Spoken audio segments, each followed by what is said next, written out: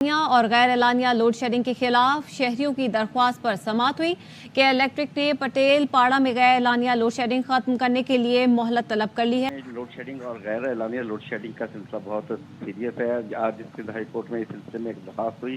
दरखास्त गुजार का कहना था कि उनका इलाका 79% अदायगी करता था, लेकिन उनकी पीएमसी को काटकर दूसरे फीडर में दाखिल कर दिया गया ताकि इसे नादहिंदा करार दिया जा सके।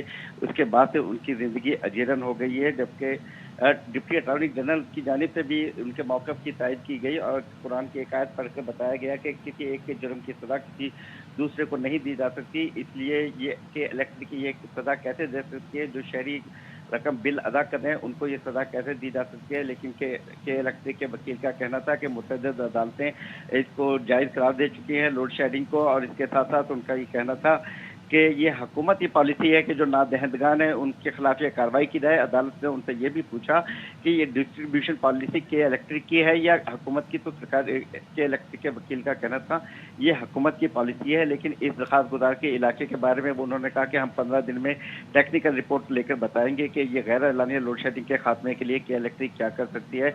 अदालत ने उन्हें 15 दिन की मोहलत देते हुए समाअत मुलतवी कर दी।